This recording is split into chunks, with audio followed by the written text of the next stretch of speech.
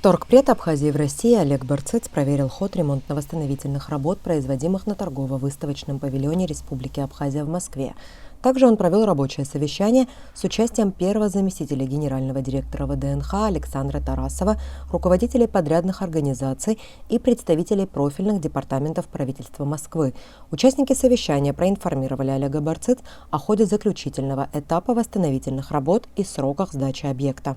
Мы уже, в принципе, перешли к финальной стадии, то есть сейчас делается фриз, после которого будет шлифовка, циклевка и, соответственно, покрытие паркета лаком. Из таких глобальных работ у нас осталась еще эта работа с полами террацио. В настоящий момент подготовлено основание, сделаны, соответственно, схемы, поскольку пол заливается по определенному рисунку. В ближайшее время мы планируем как раз уже выставлять эту схему и приступить к заливкам. То есть мы планируем, что где-то до конца июня мы основную базу пола зальем, и дальше уже начнутся финишные работы по также шлифовке, гидрофобизации данного объема. Из общестроительных работ у нас осталась сейчас еще работа с крыльцом по улице, если говорить.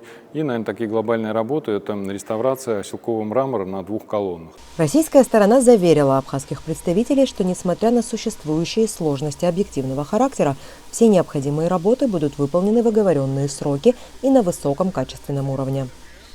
Мы воссоздаем полы 1952 года из бетонно-мозаичного террацио, полностью повторяем исторический рисунок и привязываем его к фактическому зданию, потому что у здания есть уже историческая кривизна, это достаточно сложно, но у нас четкие геометрические формы, поэтому мы вписываем их в сам объект.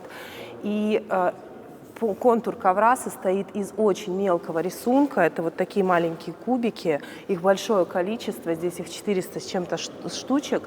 И здесь, в принципе, рисунок получается очень сложным для бетона, потому что в каждый кусочек заливаться будет бетон отдельным элементом. И дальше шлифоваться и полироваться. Поэтому это для бетона это очень сложная работа. Уже мы начали выставлять рисунок, немножко вносим корректировки более современные. Сейчас для того, чтобы линии были более ровные, мы используем рельс-формы, но это визуально никак не будет влиять, но немножко современного все-таки добавляем в работу. Национальный центр Абхазии в Москве станет масштабной и амбициозной площадкой для наших соотечественников, проживающих в России, гостей столицы из дальнего и ближнего зарубежья и всех россиян, которые знают и любят Абхазию, уверяет сам торговый представитель Абхазии в России Олег Барцыц.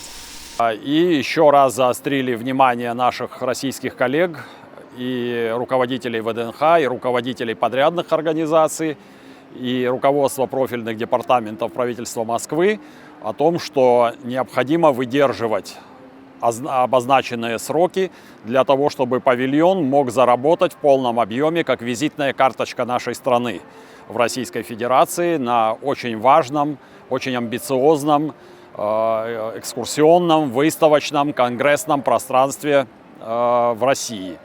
Для Абхазии это очень важно, поскольку здесь будут реализовываться масса мероприятий.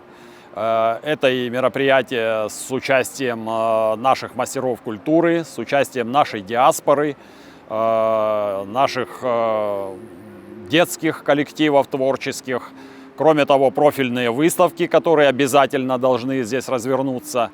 И таким образом мы будем рассказывать москвичам, россиянам, гостям из дальнего и ближнего зарубежья, гостям столицы, о том, что представляет из себя сегодняшняя современная Абхазия с ее богатой культурой, с ее трудолюбивым народом, с ее устремлениями к тому, чтобы открывать для себя мир, открыться миру, для того, чтобы как можно большее количество людей узнали о нашей стране. Напомним, масштабные реставрационные и реконструкционные работы павильона Абхазия проводятся с 2017 года.